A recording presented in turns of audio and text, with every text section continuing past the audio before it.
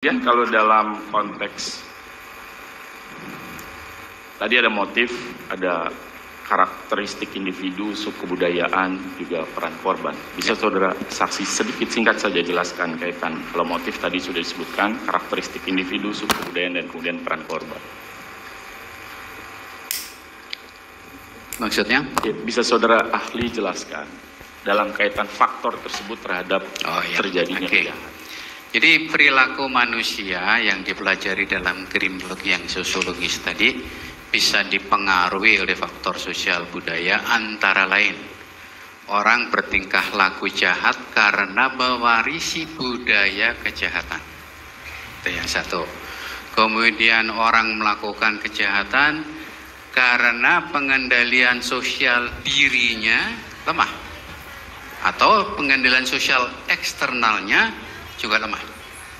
Orang melakukan kejahatan sebagai suatu pilihan untuk mencapai sukses, itu disebut sebagai inovasi.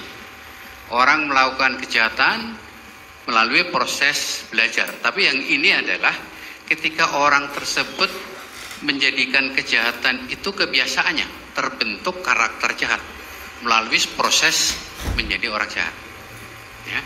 Kemudian ada juga orang melakukan kejahatan karena tuntutan sosial budaya. Dalam keadaan seperti ini kamu harus melakukan ini, dalam keadaan seperti ini kamu harus melakukan ini. Itu pengaruh budaya.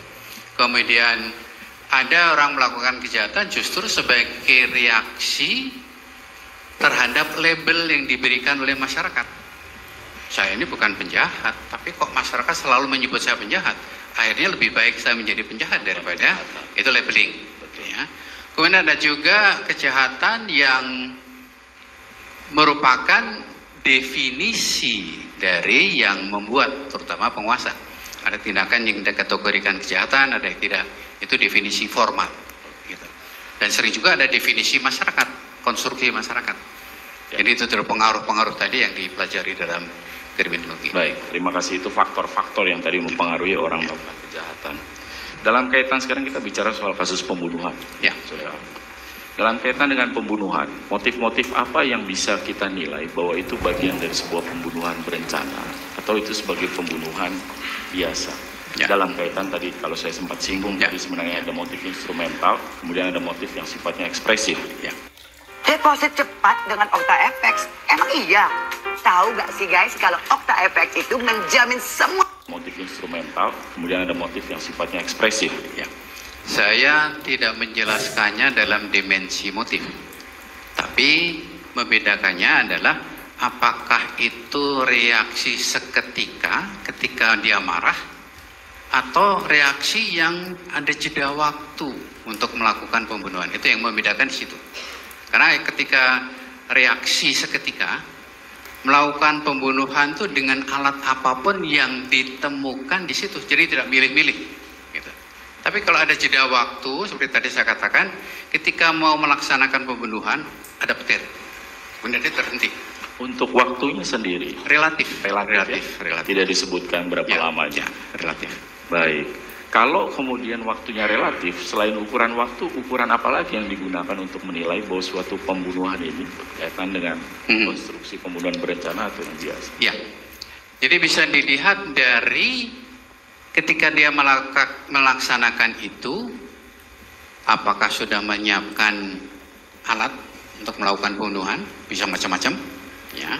Kemudian dia juga bisa merencanakan nanti agar supaya tidak diketahui melakukan pembunuhan, apa yang harus saya lakukan sebelum melaksanakan pembunuhan. Jadi itu perencanaan bagaimana melakukan, bagaimana menghilangkan jejak. Sebelum melakukan pembunuhan sudah dibuat perencanaan, termasuk ketika terjadi. Setelah terjadi pembunuhan, apa yang harus dilakukan? Gitu ya. Termasuk. Kalau berdasarkan keahlian saudara ahli sebagai seorang kriminolog, biasanya pelaku kejahatan, bagaimana reaksi pelaku kejahatan biasanya, umumnya setelah dia melakukan satu tindak pidana atau melakukan satu kejahatan?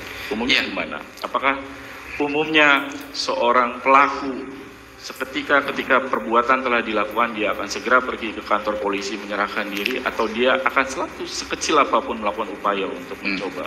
Tergantung, banyak kemungkinan, gitu ya. Ada satu suku bangsa yang kemudian menuntut dalam rangka menjaga harga diri, maka kamu harus melakukan tindakan kekerasan sampai dengan pembunuhan. Tapi pelaku tersebut sesuai dengan tuntutan budaya harus segera menyerahkan diri ke polisi dengan jujur. Saya telah melakukan tindakan ini, tolong saya dihukum. Dengan jujur. Sorry saya potong sedikit Pak, karena Bapak sebut tuntutan budaya, boleh lebih spesifik budaya yang mana Pak? Untuk melaporkan. Secara spesifik ya saya sebut tidak untuk mendiskreditkan Carok. Ya, dalam kasus Carok pelaku biasanya kemudian mengakui secara terus terang bahwa dia yang pelakunya. Karena dengan mengakui itu masyarakat justru memuji. Kamu melakukan Carok dasarnya adalah untuk melindungi harga diri, dan itu yang diharapkan oleh masyarakat. Kalau Carok. Ya. Betul. Ya. Kemudian secara umum tadi. Secara umum kemudian reaksi pertama adalah akan mencari cara untuk menghilangkan jejak. Untuk menghilangkan jejak. Menghilangkan jejak. Dari banyak kasus paling umum mana Pak yang terjadi, saudara ahli? Saya pikir ya hampir semuanya pelaku akan mencoba melakukan usaha menghilangkan jejak. Untuk menghilangkan jejak. Termasuk pembunuhan tidak berencana. Betul. Ketika sadar, loh, saya ini dikenal sebagai orang baik-baik kok telah membunuh. Gimana ya cara saya menjaga kehormatan diri? Betul. Dan itu yang biasanya diikuti dengan mutilasi, dengan membakar atau menyembunyikan. Itu reaksi yang manusiawi lah. Minimal dia lari lah. Minimal lari gitu ya. Atau kalau dia pakai pisau, setelah dia tusuk, lari, pisau dibuang ke sungai. Atau dan tadi juga termasuk dia merasa beyond the law atau enggak. Ya. Habis melakukan perampokan, masyarakat menyaksikan. Justru dia menantang masyarakat ini, bisa juga. Baik. Karena tapi tetap dalam rangka agar dia bisa terhindar tetap. Baik.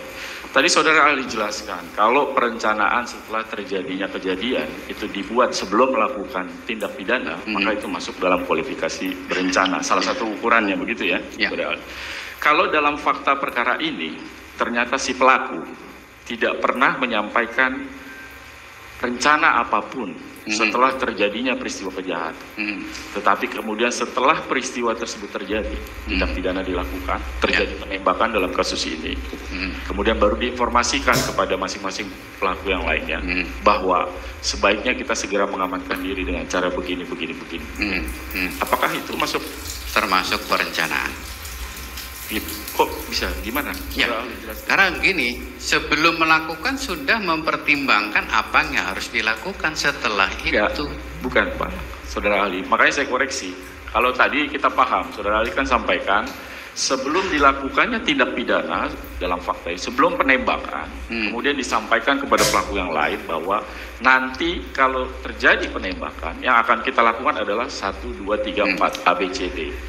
Dalam fakta ini tidak diinformasikan itu sebelum terjadi peristiwa tersebut. Setelah penembakan baru kemudian pelaku menyampaikan karena ada penembakan ini maka kita harus lakukan A, B, dan C. Apakah kemudian parameter tadi menjadi ukuran juga dalam konteks? Saya menjelaskan itu berdasarkan kronologi yang saya terima dari penyidik. Baik, gitu. Kalau begitu saya jadi sekarang gini, melakukan analisa harus berdasarkan data yang dapat dipercaya, gitu, ya. Dan data formal cenderung bisa dipercaya. Dan ketika saya membaca kronologi, oh ini ada perencanaan sebelum dilakukan tindakan. Saudara ahli baca semua BAP dalam perkara ini? Hanya yang diberikan kepada saya. Yang diberikan yang mana? Khusus untuk meminta keterangan saya. Iya, maksudnya kan ini ada banyak keterangan saksi-saksi. Waktu saudara ahli dikonfirmasi keterangannya, kan tadi disampaikan berdasarkan informasi yang sebatas disampaikan penyidik. Saya tanyakan, gitu. Berita saudara ahli baca nggak semua berita acara dalam berkas perkara, bukti-bukti yang disajikan dalam berkas perkara? Hanya yang diberikan kepada saya. Yang mana yang diberikan kepada ahli? Itu ada di berkas perkara pemeriksaan saya. Gitu. Informasinya, keterangan, maksud saya, apakah jalan cerita itu hanya pada satu keterangan saksi saja atau juga berikut dari keterangan saksi yang lain secara lengkap? Keterangan secara lengkap siapa saja yang ikut serta di dalam peristiwa itu semenjak dari Magelang sampai dengan di Jakarta. Artinya saudara ahli sudah baca semua BAP? Bukan, BAP saya tidak bisa mengatakan semua BAP, tapi yang diberikan oleh penyidik kepada saya. Ya makanya saya tanya ahli Kan tadi, BAP kalau BAP-nya kan banyak tuh, tebal sekali kan? Yes. Yang diberikan kepada saya cuma sedikit, kronologinya aja. cuma sedikit versinya penyidik. penyidik. Baik. Kalau tadi di dalam keterangan persidangan ini kan saudara ahli dikonfirmasi berdasarkan fakta di persidangan. Fakta di persidangan ini Pak yang dikonfirmasi sama jaksa dalam kacamata jaksa. Sekarang saya pakai kacamata penasehat hukum ya Pak, karena kita terpaksa harus masuk ke dalam fakta langsung tanpa ilustrasi. Dalam fakta kacamata penasehat hukum, apabila suatu rencana disampaikan kepada pelaku lain setelah terjadinya penembakan, kemudian baru diinformasikan bahwa nanti karena ada penembakan ini saya mesti selamatkan Anda lakukan A, B, dan C. Apakah kemudian kualifikasi yang tadi saudara ahli sampaikan, perencanaan sebelum itu masuk sebagai kualifikasi juga? Ini mesti konsisten ya, sama kalau menjawab dari uraian penasihat hukum, memang tidak ada unsur perencanaan, ya. Tetapi ada unsur penghilangan jejak. Sebentar Pak, Gitu. saya satu-satu penghilangan jejaknya nanti. Ini kita lagi bicara soal berencana dengan kualifikasi ukuran yang saudara ahli tadi sampaikan gitu ya. Jadi kalau dengan konstruksi yang saya sampaikan tadi, perencanaan tidak ada. Tolong dijawab Pak. Ya, tidak ada. Tidak ada. Kalau yang disampaikan oleh penasihat hukum tadi. Betul, betul. Baik.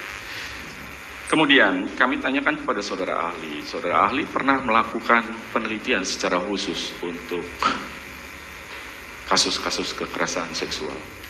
Kekerasan seksual tidak saya pelajari secara khusus, tapi saya mempelajari hasil-hasil penelitian tentang kekerasan seksual. Boleh sebutkan satu di antara? Satu yang penting yang kemudian berbeda dari yang lain adalah penelitian yang dilakukan oleh Menagim Amir tentang victim precipitated forcible rape.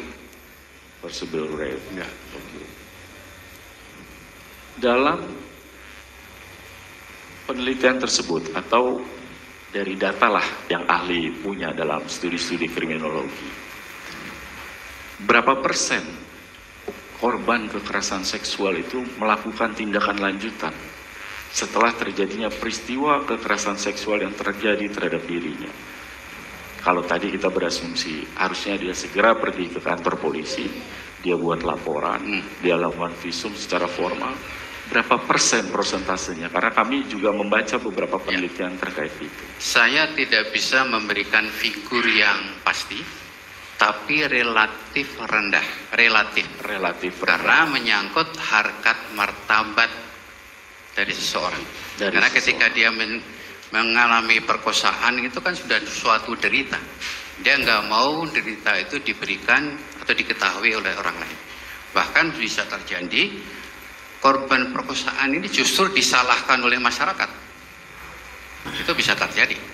Sehingga prosentasenya relatif rendah. Kecuali dalam pengamatan saya, dalam periode tertentu ini tingkatnya naik. Tidak selaras dengan teori. Kemudian saya telusuri, ternyata korbannya adalah anak-anak. Yang kemudian melaporkannya adalah orang tuanya. Wakilnya. Kemungkinan karena kalau orang dewasa dia menyadari betul, kalau anak-anak dia masih bisa dituntun untuk menyampaikan laporan ya. Baik. Saudara ahli, dalam kaitan dengan kekerasan seksual, bahkan ada, saya tidak perlu sebutlah lembaga atau apa ya, ada satu instansi misalnya, ini saya tidak sebut ya, tapi kemudian antara korban, dan mungkin ini terjadi juga di masyarakat, antara korban dengan pelaku itu justru bertemu, bernegosiasi, mencari penyelesaian. Apakah itu mungkin dilakukan? Mungkin dilakukan, karena begini, bagi korban itu yang penting pemulihan harkat dan martabat. Bahwa bahkan ada kasus korban perkosaan minta dinikahi oleh pelaku dan itu akan mengurangi beban psikologis traumatisnya. Baik, terima kasih Saudara ahli. Artinya ada kemungkinan duduk bersama membicarakan cara menyelesaikan ini. Baik. Kemudian tadi Saudara ahli menyebutkan soal motif, ya.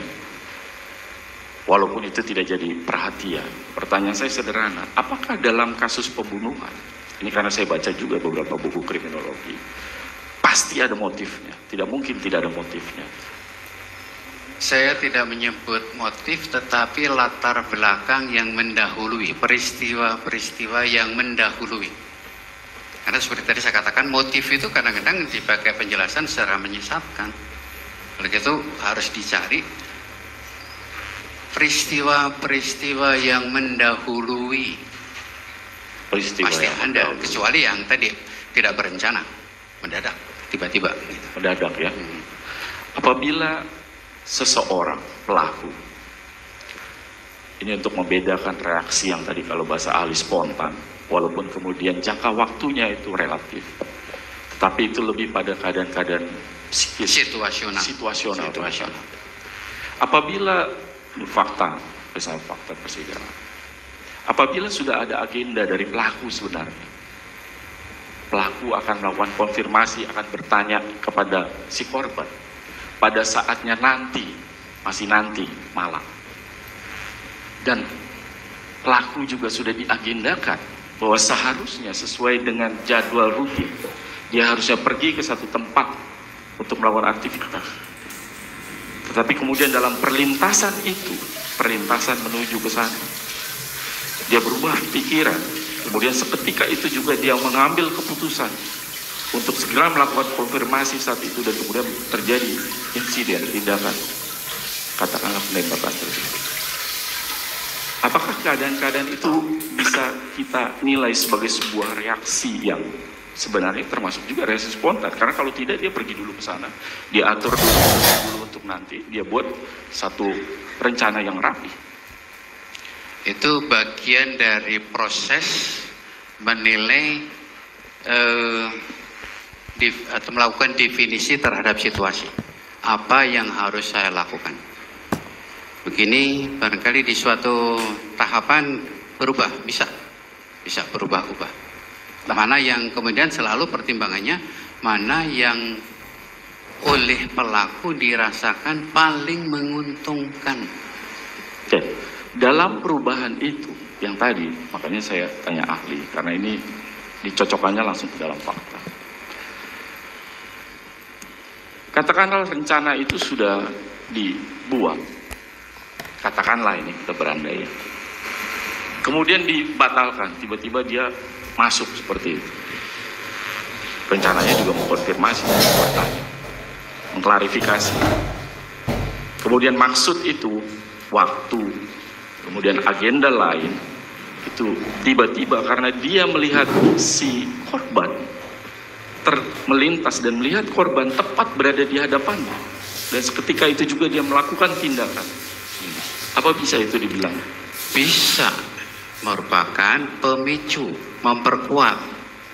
Kalau ada peristiwa-peristiwa yang sebelumnya, tadinya barangkali ya gimana? Saya mau negosiasi atau mau melakukan mediasi atau kemudian rekonsiliasi.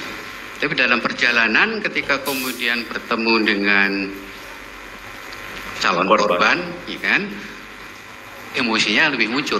Bisa muncul. Kemudian ketika emosi itu muncul, terpicu, terjadi peristiwa itu. Dalam ukuran tadi, konstruksi, karena kalau dalam pidana, konstruksi berencana mencakup dua, soal waktu dan keadaan psikologis, keadaan yang sangat umum. Bagaimana pandangan ahli? Apakah harus begini? Seketika dia melihat calon korban langsung bertindak. Segera dia langsung bertindak. Segera. Artinya yang seharusnya dia masih berpikir panjang, ketika dia melihat segera dia bertindak saat itu juga. Baik, itu 20 menit lagi, saudara. Ya, itu dalam ukuran reaksi yang seketika mengesampingkan dalam konteks pembunuhan berencana tadi ya, saudara ahli ya. Kemudian saudara ahli, tadi kita sudah singgung sedikit soal kekerasan seksual. Ya. Saudara ahli tadi singgung bahwa dari data sedikit sekali sebenarnya yang menyampaikan laporan, melakukan visum bahkan. Padahal kejahatan, kekerasan seksual karena ini dua terjadinya biasanya di tempat tertutup, ya tertutup, sedikit orang tahu. Apakah bukti-bukti lain di luar itu, di luar tadi, di luar visum, bukti petunjuk misalnya bahwa setelah kejadian ada orang, ini kalau di luar ada masyarakat yang menemukan si korban dalam keadaan lemah setelah terjadi peristiwa tersebut, dalam keadaan lemah. Kemudian situasi, kondisi di tempat tergambarkan bahwa terjadi satu peristiwa, kasur berantakan, tempatnya berantakan. Sebagai sebuah bukti petunjuk dan kemudian dilakukan assessment secara psikologis soal keadaan psikologis dari si korban, apakah bisa digunakan sebagai salah satu petunjuk? Sekali lagi, petunjuk bisa, tetapi harus juga didukung oleh bukti-bukti yang lain. Jadi tidak cukup tunggal ya. Karena persoalan perkosaan ini paling sulit untuk dibuktikan, sangat sulit dalam banyak kasus. Tadi saudara ahli sebutkan, tadi harus didukung dengan bukti lain. Ya. Fakta ini setelah terjadi peristiwa, kemudian ada dua orang asisten rumah tangga dan juga driver yang melihat keadaan setelah terjadi, tergeletak di depan kamar mandi dalam keadaan lemah, kondisi kamar kemudian hubungi, dan yang sebenarnya tidak ada di sana, di situ, di tempat lainnya, diminta segera kembali karena keadaan darurat. Semuanya menunjukkan ada satu